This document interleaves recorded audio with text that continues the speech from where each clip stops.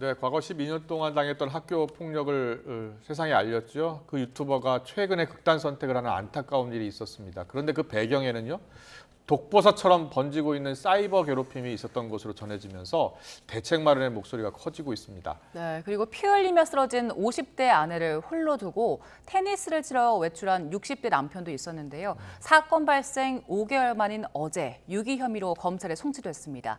이수정의 사건 파일에서 자세히 짚어볼 텐데 경기대 범죄심리학과 교수와 이 사건부터 짚어보겠습니다. 어서 오세요. 어서 오세요. 안녕하십니까. 예, 교수님.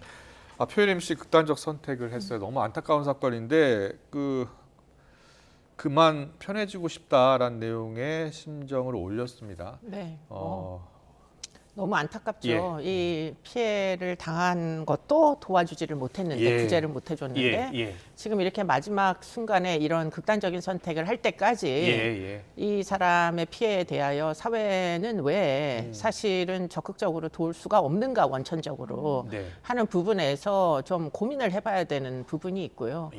피해가 일차적으로 학교폭력 피해로도 충분히 괴로운데 지금 이 사건은 2차 피해가 결국은 이런 이제 이런 결말을 이제 야기하게 된 경위가 되니까 그 2차 피해 부분에 대하여 사실은 수사가 지금 필요한 게 아닌가 그런 생각도 사실 하게 됩니다. 그렇군요. 네. 목소리가 상당히 떨렸었는데 그 영상을 보니까. 네. 그런데 사실 그 영상을 올리면서까지 자기가 하고 싶었던 이야기가 있을 것 같아요. 네, 뭐 이 분이 이제 돌아가시기 전에 너무나 많이 애를 썼던 것은 결국은 12년 동안 학교에서 일어났던 그 학교 폭력 피해를 호소를 했고요.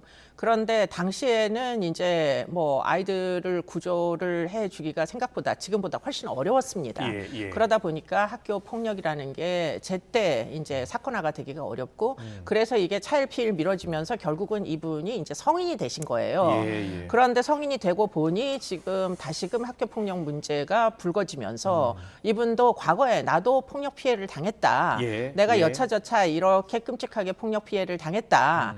하는 것이 이제 뭐 SNS를 통해 가지고 이분이 피해 호소를 하기 시작한 거예요. 그러다 보니까 많은 분들이 그 이제 피해를 호소하는 내용을 보고 야, 이렇게 끔찍한 피해까지 당했구나 하는 것들을 알게 됐고요. 그래서 이제 심지어는 뭐 이 영상물까지 드라마까지 결국은 만들어질 정도로 그 피해 상황에 대해서 많은 사람들이 관심을 두기 시작했어요. 그런데 문제는 뭐냐면 그러면 결국은 가해자, 당시 학교 폭력을 행사했던 그 가해자를 처벌을 해야 될 거 아닙니까?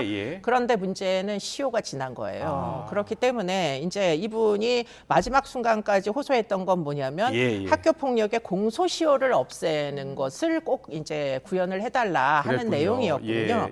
근데 이제 그 공소시효 를 좀 잠깐 살펴보면 학교 폭력으로 협박을 당하면 시효가 3년이고요. 아이들이 이제 너 죽이겠다, 뭐 없애버리겠다 이렇게 이제 문자도 보내고 하잖아요. 그러면 기껏 그 당시에 3년의 시효가 이제 적용이 되고 폭행이나 모욕은 5년, 특수상해는 10년, 성폭력은 10년 이렇게 해서 이제 시효가 있다 보니까 문제는 이분이 지금 이제 12년 동안 피해를 호소했지만 이분의 연령으로 봐서 이미 다 예전 사건이잖아요. 그러니까 그 시효가 지난 사건에 대하여서는 사건화를 쉽게 해주기가 어렵다. 이게 이제 사법기관의 당시의 입장이었던 걸로 보입니다. 처벌이 어려우니까 본인이 이제 사법적인 장치를 호소를 못하니까 결국은 유튜브를 통해 가지고 본인의 이제 폭력 피해를 호소하기 시작했던 거죠. 그렇군요. 지금 이렇게 큰 충격을 받았고 집단 괴롭힘을 당했고 그리고 피해를 호소를 했는데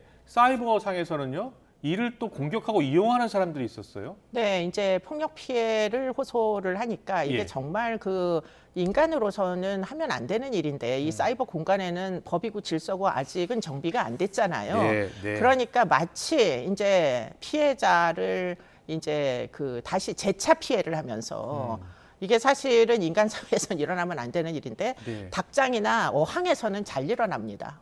네, 이제 상처기가 나면은 처음에 그 상처를 유발을 했던 공격자는 가만히 있어도 나머지 이제 무리들이 공격을 막 하기 시작하죠. 그렇군요. 네, 그렇기 때문에 뭐 이제 적자 생존 뭐 이런 이제 어떻게 보면 상당히 생물학적인 이런 원칙은 있습니다만 이거는 사실 인간 사회에서는 하면 안 되는 일이잖아요. 그런데 사이버 공간에서는 지금 2차 피해가 계속 일어나고 있는 겁니다. 2차 피해를 막을 방법이 현재의 우리나라 법과 질서에서는 있지 아니하다. 그래서 어떻게 됐느냐? 어떤 이제 유튜버가 아주 심각하게 공격을 지속적으로 한 걸로 알려지고 있고요. 예. 그래서 그들 간에는 서로 고소 고발이 이제 계속 이제 일어나기에 이른 것입니다. 그래서 네. 명예훼손으로 고소하고 뭐 또 한편으로는 다시 또 맞소송을 제기하고 막 이래가지고 이제 뭐 법적인 예. 송사가 막 일어나는 와중이다 보니까 예. 이 표혜림 씨가 도저히 그걸 감당할 수가 없었던 것 같아요. 네. 그래서 결국에는 극단적인 선택을 하기에 이른 걸로 보입니다. 그렇군요. 예. 예. 공격자가 한 명인데 그 생채계를 난 곳을 다른 사람들까지 뛰어들어서 공격을 그렇습니다. 한다면 네.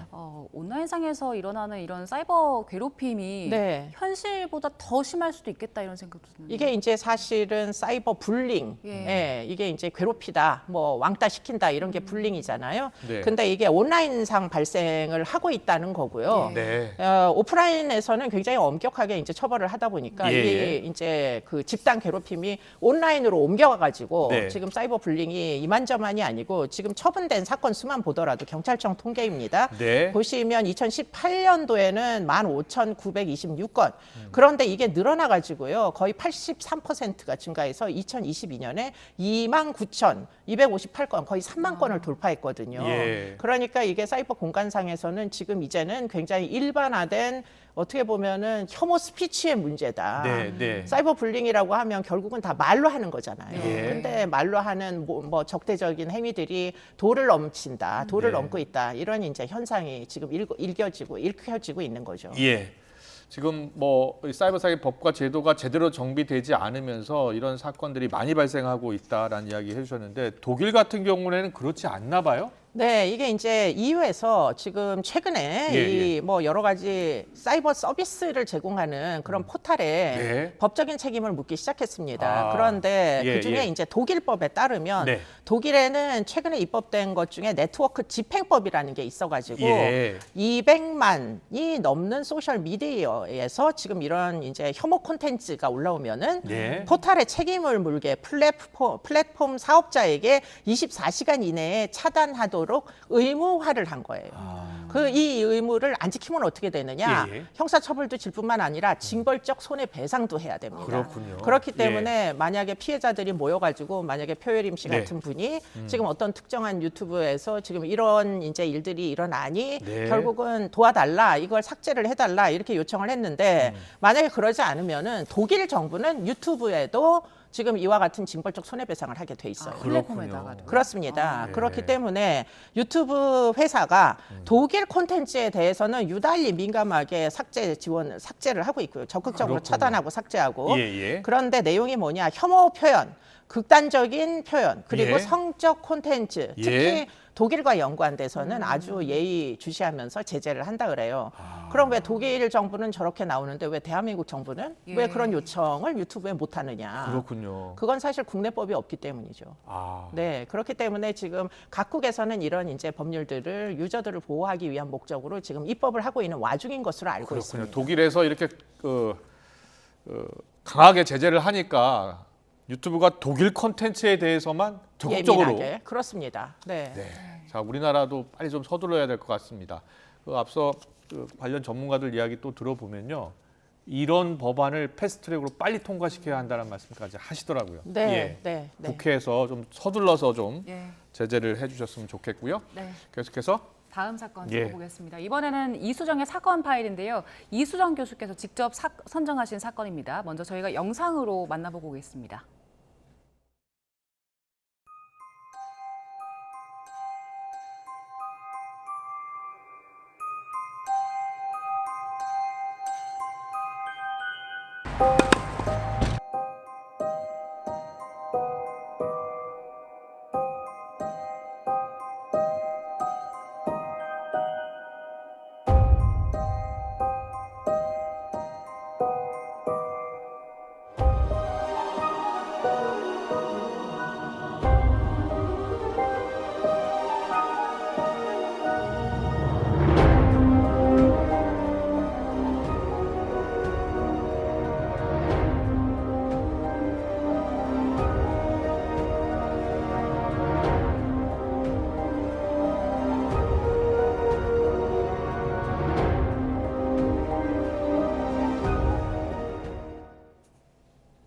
네, 지금 이 사건 많이들 기억하실 텐데요.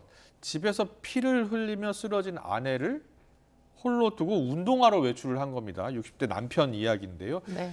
이게 지금 불구속 기소가 어제 된 거죠? 네, 유기죄로 불구속. 유기죄로? 네, 예. 네, 네. 뭐 유기죄라는 건 아, 그런 송치가 됐군요. 제가 정정하겠습니다. 네, 송치가 예. 됐는데 예. 이제 유기죄라는 거는 사실 왜 그렇게 내버려 뒀느냐, 음. 왜 뭐 119에라도 전화를 안 하고 그냥 혼자 테니스 치러 나갔느냐, 이 정도의 지금 혐의로 지금 송치가 됐습니다. 불구속 네. 상태이고요. 네. 그런데 이 사건을 들고 온 이유는 이게 사실은 사건이 굉장히 오래전에 일어났던 사건이에요. 예. 5월 9일.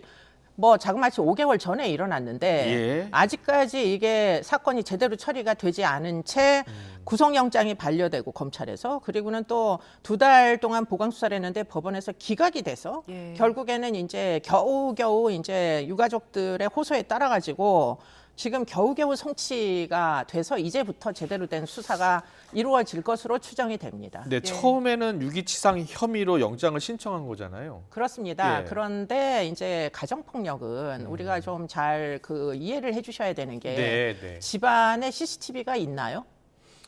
없죠. 네, 예. CCTV를 달아놓고 사는 사람들은 집 없잖아요. 밖에 있죠. 아파트도 네, 그렇고요. 네. 그렇기 때문에 뭐 직접 폭행을 한 증거가 확보가 안 됐다라는 네. 건 가정폭력이 추정되는 사건에서는 좀 의외입니다. 예, 예, 그런데 왜 그렇게 이야기를 하느냐? 가정폭력으로 지금 이 분이 의식을 잃은 것도 직접 증거가 없는데 왜 이렇게 의심을 하느냐 하는 연유는 예. 지금 이 사건의 경우에 피해 여성이 3번이나 가정폭력으로 이미 신고를 했던 사건이에요. 예. 그 끝에 지금 이렇게 혼자서 이제 엎쳐져서 발견이 됐다는 얘긴데 네. 지금 보십시오. 저 현장을. 뭐 가구들이 막 깨져 있죠. 네, 과연 이게 지금 혼자서 이런 지경을 만들기가 쉬울까? 이분은 앞으로 엎쳐져 있었어요. 목욕탕 입구에. 예, 예. 그런데 지금 이 앞으로 엎쳐진 이 여성과 지금 저 식탁과는 거리가 꽤 있었고요. 뭐 어쨌든지 그러면 이제 보통 앞으로 엎쳐져서 의식을 잃으려면 안면부가 사실은 뭐 뭔가 이 그 타격을 입어야 되지 않습니까? 예. 그런데 문제는 뒷부분에 예. 뒤통수 쪽에 지금 상당 부분 이제 의식을 잃게 만든 1차적인 어떤 그 상흔이 있어가지고 예. 이게 지금 앞뒤가 맞지가 않는다라는 주장을 유가족 측에서 하고 예. 계시고요. 예, 예. 문제는 초동 단계에서 지금 이렇게 해서 이제 남편이 이제 그 현재의 남편이 네. 그 전 남편의 딸에게 아. 이렇게 엎쳐져 있는 엄마를 사진을 찍어가지고 보내줬어요. 예. 그리고는 자기는 테니스 치러 휘리릭 나가버린 거예요. 예. 그러니까 이제 신고는 딸에 의해서 이루어졌는데 딸은 현장에 있지는 않았었죠. 네. 그러다 보니까 경찰에 의혹을 제기했는데 이게 엄마가 이렇게 된 부분이 아마도 지금 아버지 때문인 것 같다. 왜냐하면 지인들이나 딸에게 아버지가 폭행을 한다는 이야기를 의붓아버지가 여러 번 하셨답니다. 이웃에게도 폭행 피해를 당하고 있다고 이 여자분이 의식을 잃기 전에 여러 번 말씀을 하셨대요. 네. 그런데 문제는 경찰이 일단은 가정폭력이 신고가 되고 또 재차 신고가 되고 3번째 신고가 예, 되면 일반적으로 보면은 피해자의 생명권 보호를 먼저 하기 위해서 임시조치 같은 것들을 먼저 신청하거든요. 그렇기 때문에 아마도 이렇게 상습적으로 가정폭력으로 신고가 되는 가정에는 예. 아마 피해자 담당 경찰이 이제는 있어가지고 당신이 안전하게 보호받을 수 있다고 설득을 해가지고 피해자 보호 명령 같은 것들을 요청을 할 겁니다. 예. 그런데 이 사건은 전혀 아무것도 이루어지지 않고요. 네. 가정폭력으로 신고된 것이 반의사 불벌죄거든요. 예. 그렇기 때문에 처벌 불원 의지가 있다 하여 사건이 그냥 공소 제기를 못한 채 사라집니다. 무혐의로. 그렇군요. 예. 그래서 예. 사건화가 안 되다 보니까 어떻게 됐느냐. 사건화가 안 되던 끝에 지금 이 의식을 잃은 사건이 있다 보니까 우리가 일관된 어떤 흐름으로 보면 굉장히 의심이 많이 가기 때문에 예. 만약에 경찰이 이런 종류의 사건이 내가 가정폭력으로 신고를 3번이나 받았던 가정에서 네. 예. 이런 이제 의식불명 상황이 전개되면 아마 초동 단계에서 출동을 아마 당장 했어야 될 거예요. 그런데 이제 유가족의 주장에 따르면 그러지 아니하였다라는 게 이제 유가족의 주장입니다. 지금 보면요. 지난 7월에는 경찰이 유기치상 혐의로 영장을 신청했어요. 그러면 네. 지난 7월에 경찰의 판단은 유기치상으로 봤던 거 아니에요? 네, 유기치상으로 봤는데 예, 문제는 초동 단계에서 현장에 출동을 하여 가정 폭력을 추정하게 만드는 여러 가지 진술을 확보하고 또 증거도 확보하고 이랬어야 되는데 예. 그게 시간이 좀 제대로 대응을 못하고 흘러간 것으로 지금 보여요. 검찰은요 머리 부상과 관련된 의학적 검증이 필요하다면서 당시에 반려를 했다는 거예요. 지금, 검찰은 예, 네, 그럼 네, 의료계의 네. 법의학 감정을 지금 하면 되는 거 아닙니까? 근데 지금 문제가 뭐냐면 만약에 이제 이분이 그 생명을 잃었으면은 예. 정밀부검을 해가지고 아. 애당초에 지금 이게 어떤 부위에서 경막하 출혈이 있어서 어느 정도 시간이 지나면 이렇게 뇌에 피가 고이는지 하는 것을 추정할 수가 있는데 이분이 아직 돌아가신 게 아니에요. 예. 뇌사 판정을 받으셨지만 아직 병원에 계십니다. 예, 예. 물론 뭐 이분이 다시 의식을 찾기를 희망을 하지만 네. 그러나 지금 보이는 것처럼 온몸에 타박상이 있는 채 예. 사실은 현재는 뇌사 상태에 있거든요. 그렇군요. 그렇기 예. 때문에 아마도 정밀부검이라는 게 사실은 애당초에 실시가 되기 어려웠고 아마 지금 피가 고인 상태에서는 그 출혈이 애당초에 처음에 얼만큼 시작이 됐는지 그 부위도 추정하기가 현재 어려울 그럼 겁니다. 검찰로 지금 송치됐으니까 좀 더 추가적인 수사가 더 필요하다는 말씀이시군요. 제가 보기에는 예. 제가 이 사건을 가지고 온 이유가 네. 바로 그런 이유입니다. 아. 이 사건 종결할 게 아니고 예, 예. 이제부터 시작이다. 네. 그렇기 때문에 이 피해자 분이 어떻게 되는지도 확인하셔야 되고 예, 예. 그리고는 또 한 가지 피해자 보호 명령이 애시당초에 왜 임시 조치나 이런 것들을 요청하지 않았는지 법원에다가 그렇군요. 긴급 예. 임시 조치를 경찰이 신청을 했었으면 아마 이분은 쉼터에 가서라도 지금 생존해 계실 거예요. 가정 폭력을 정말 신중하게 잘 다루고 더 적극적으로 다뤄야겠네요. 맞습니다. 네, 예. 너무 안타까운 지금 이런 손실을 놓고서 우리가 네. 한번 돌아볼 필요가 있다 하여 이 사건을 가지고 온 것입니다. 그렇군요. 네. 네. 검찰이 한 번 더 들여다 봐야 될 것 같습니다. 네. 알겠습니다. 이제 다음 사건으로 예, 마지막으로요. 넘어가 보겠습니다.